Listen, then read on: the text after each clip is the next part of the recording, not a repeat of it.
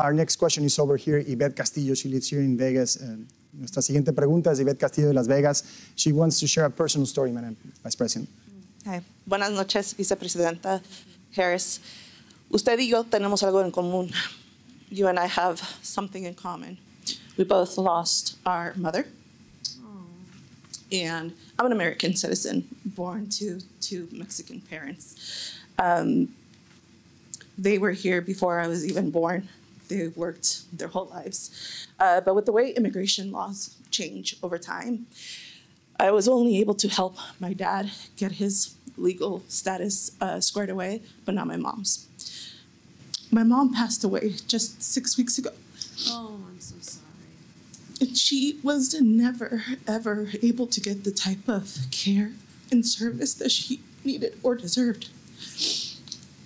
Sorry. Take your time. So my question for you is, what are your plans, or do you have plans to support that subgroup of immigrants who have been here their whole lives, or most of them, and have to live and die in the shadows? I'm so sorry for you. Thank you. You must remember your mother as she lived. Mm-hmm. I have enough of a feeling about your strength that it probably comes from her to know she would want you to remember her as she lived and not as she died, okay? Mm-hmm. So let's take it one step at a time. Mm-hmm. Your parents were here for years, it sounds like. Mm-hmm. And your father was able to earn his pathway to citizenship, but your mother was not. Mm-hmm. And I'm going to assume it's because part of the problem is that we do have a broken immigration system, Mm-hmm.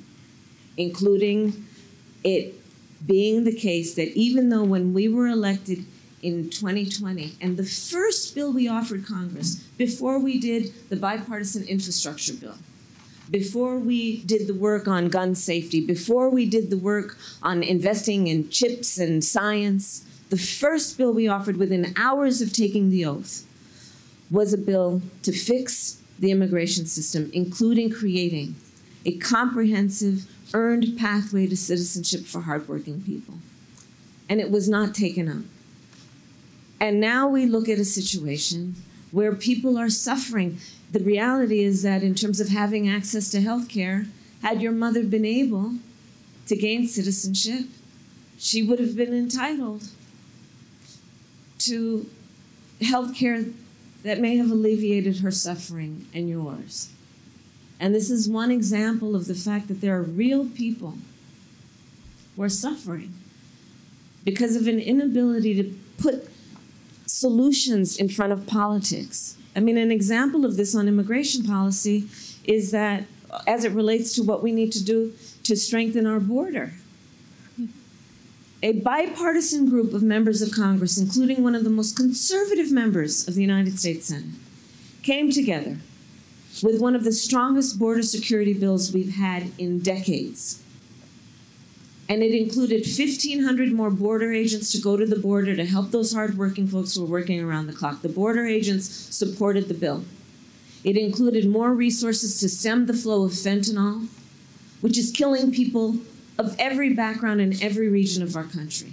It would have allowed us to have more resources to take on transnational criminal organizations. I have prosecuted transnational criminal organizations, from the Guadalajara cartel to the Sinaloa cartel. And Donald Trump found out about that bill, realized it would be a solution, and told them not to put it on the floor for a vote because he would prefer to run on a problem instead of fixing a problem.